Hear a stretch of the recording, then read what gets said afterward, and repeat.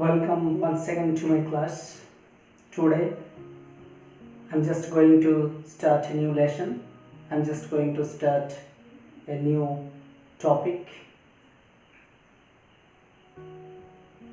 তোমাদের আজকে আমি একটা নতুন টপিক শুরু করতে চাইছি, একটা ছোট্ট গল্প শুরু করার আগে তোমাদেরকে একটা মূকাভিনয় করে দেখাচ্ছি এবং সেখান থেকে তোমাদের বুঝতে হবে যে আমি কি বলতে চাইছি।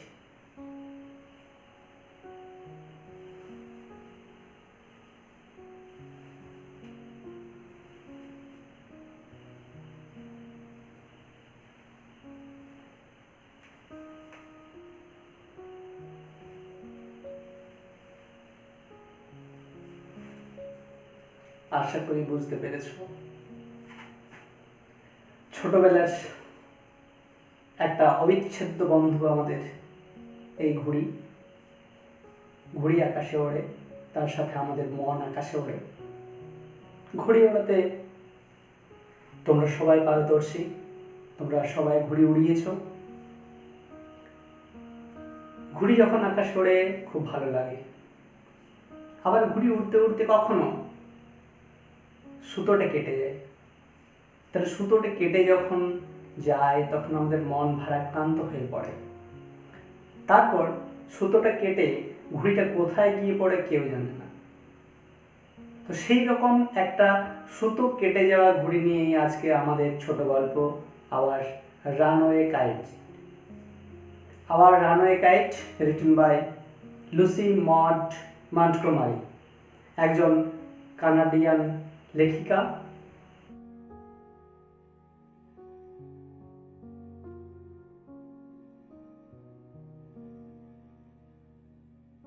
তিনি এই সুন্দর ছোট গল্পটা লিখেছেন। তো সেই ছোট গল্পই আজকে তোমাদেরকে আমি পড়াবো। যেহেতু গল্পের নাম আওয়ার রানওয়ে কাইট, আমাদের সুতো কেটে যাওয়া ঘুড়ি, তাহলে আমাদের মনে প্রশ্ন জাগছে যে সুতো কেটে যাওয়া, তাহলে আমাদের মনে কিছু প্রশ্ন আসছে যে ঘুড়িটা কে ওড়াচ্ছিল, কিভাবে সুতো কেটে গেল, কোথায় ঘুড়িটা গিয়ে পড়লো, ইত্যাদি ইত্যাদি। সে প্রশ্নের উত্তর তোমাদেরকে এখন আমি বলছি না, আমরা গল্পটি পড়তে পড়তেই জেনে নেব সেগুলো। তাই বেশি দেরি না করে চলো শুরু করা যাক আমাদের ছোট গল্প our runaway kite written by Lucy Montgomery. Unit 1।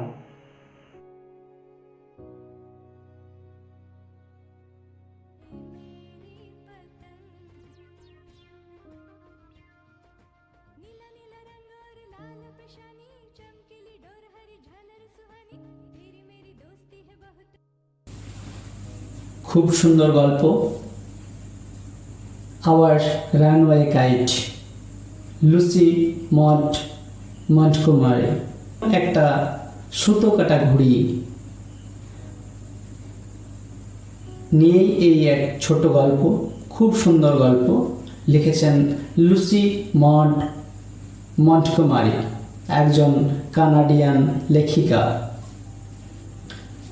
এখানে আনন্দ আছে, বেদনা আছে, দুঃখ আছে, বিরহ আছে, আবার মিলনের পরম প্রাপ্তি তাও আছে।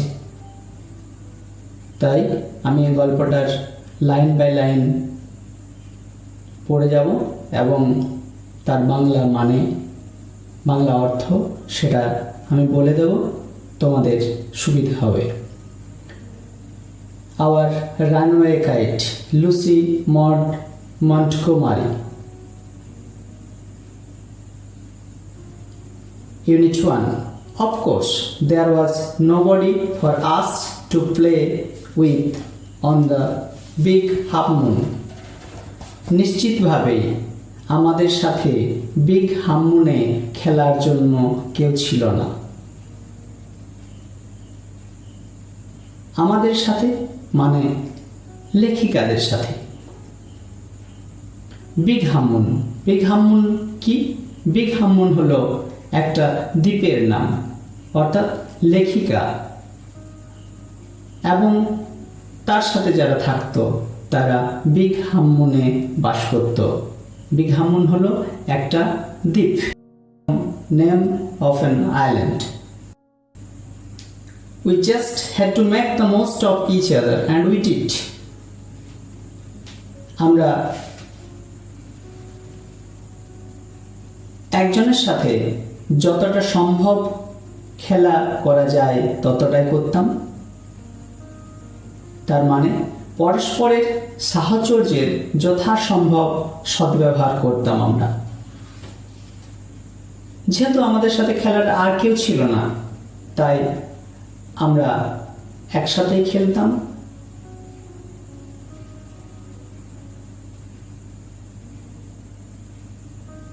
We live on the Big Hammun Island.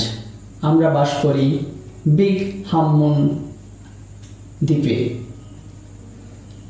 We are father and Claude and I and Aunt Esther and Mimi and Dick. আমরা বলতে বাবা, ক্লড, আমি, ইস্তার পিসি, মিমি এবং ডিক। It used to be only father and Claude and I.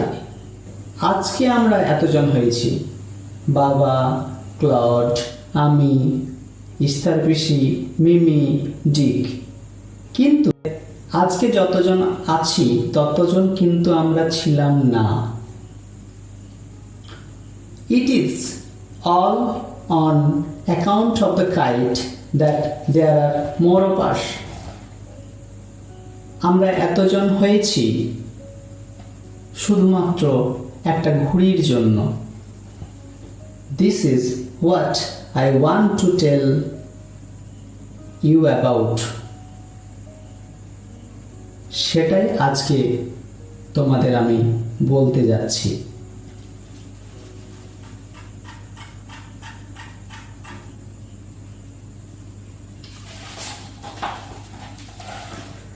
Father is the keeper of the Big Hammun lighthouse. বাবা বাতি ঘরের দেখাশোনা করেন। বাতিঘর কাকে বলে? বাতিঘর হলো জাহাজের দিক নির্দেশের জন্য একটা স্তম্ভ, উঁচু স্তম্ভ, সেটাকে বলা হয় লাইট হাউস। যেখান থেকে সমুদ্রে ভাসমান জাহাজদের নির্দেশ দেওয়া হয় সেটাকে বলে লাইট হাউস। তাহলে সেই লাইট হাউসের কিপার ছিলেন আমার বাবা, অর্থাৎ লাইট হাউস দেখাশোনা করতেন আমার বাবা। I am 11 years old. আমার বয়স 11 বছর। Clod is 12. ক্লডের বয়স 12 বছর। In winter, when the harbor is frozen over, we all move over to the mainland. শীতকালে যখন বন্দর পুরো জমে যেত ঠান্ডায়, বরফে চারিদিকটা পরিপূর্ণ হয়ে যেত, সেই সময় আমরা মূল ভূখণ্ডে চলে যেতাম, অর্থাৎ স্থলভাগে চলে যেতাম। As soon as spring comes, যখনই বসন্ত আবার ফিরে আসতো, back we sail to our own dear island. বসন্ত ফিরে আসার সাথে সাথে আবার আমরা আমাদের দ্বীপে ফিরে আসতাম। The funny part used to be that people always pitied us when the time came for us to return. সবচেয়ে মজা হতো তখনই যখন আমরা সেই স্থলভাগ থেকে দ্বীপের উদ্দেশ্যে ফিরে আসতাম, অর্থাৎ সেই স্থলভাগ থেকে আমাদের প্রিয় বিগ হামমুন দ্বীপে ফিরে আসতাম। তখন তারা কি করত? দে পিটিড আস। পিটিড মানে হলো আমাদের প্রতি তাদের করুণা ঝরে পড়ত, যেন আমরা বিগ হামুন আইল্যান্ডে খুব কষ্টে থাকি। They said, তারা বলতেন, we must be so lonesome over there with no other children near us. তারা বলতেন যে আমরা বিগ হামুন আইল্যান্ডে খুব কষ্টে থাকি কারণ আমাদের সাথে খেলার কেউ থাকে না। Of course, Claude and I would have liked to have someone to play with us. অবশ্যই ক্লড এবং আমি চাইতাম যে আমাদের সাথে খেলার জন্য আরও কেউ থাকুক। It is hard to run pirate caves and things like that with only two. শুধুমাত্র দুজনে এই জলদস্যুদের গুহা গুহা খেলা এটা খুব কষ্টকর ছিল এবং সেই রকমের আরও যে খেলাগুলো ছিল সেগুলো মাত্র দুজনে খেলা খুব কষ্টকর ছিল।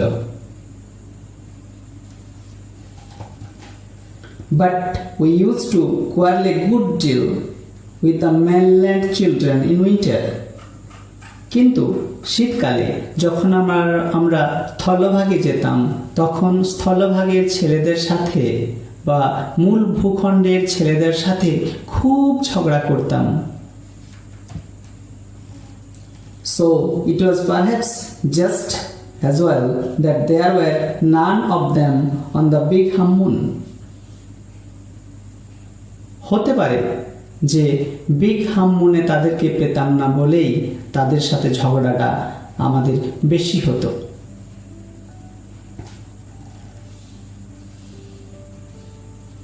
Clod and I never quarrelled. Claude এবং আমি কখনো ঝগড়া করিনি। To be sure, father did not seem to have any relations except us. নিশ্চিত করে বলা যায় আমাদেরকে ছাড়া বাবার আর কোনো আত্মীয় স্বজন ছিল না।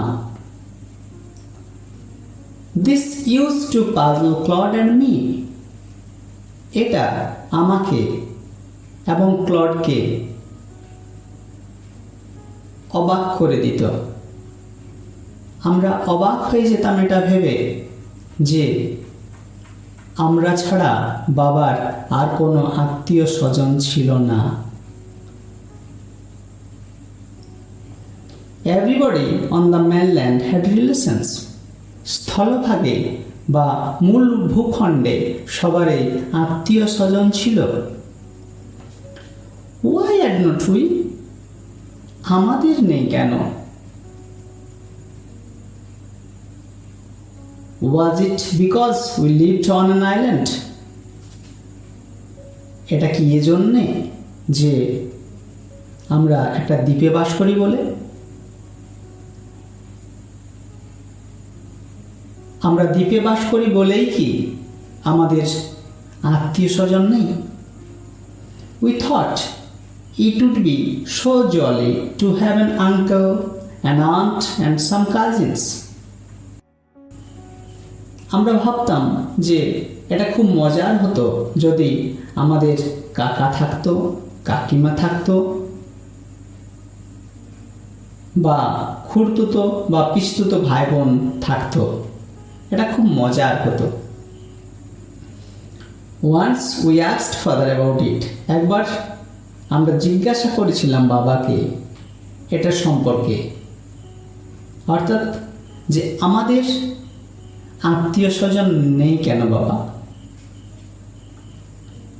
But he looked so sorrowful. কিন্তু এই প্রশ্ন জিজ্ঞাসা করাতে তাকে এতটাই দুঃখিত দেখিয়েছিল that we wished we had not.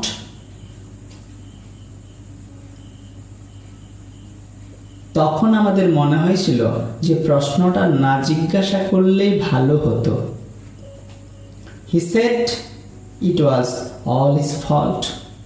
বাবা বলেছিলেন এটা তার দোষেই হয়েছে। Claude and I did not understand what he meant. Claude এবং আমি বুঝতে পারিনি তিনি কি বলতে চেয়েছিলেন।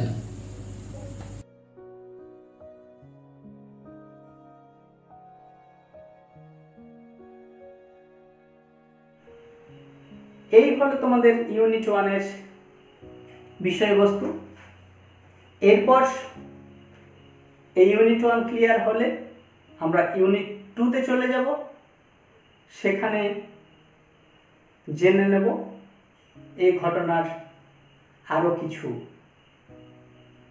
তাই ইউনিট 1টা ভালোভাবে তোমরা পড়ো, ভালোভাবে ক্লিয়ার করো।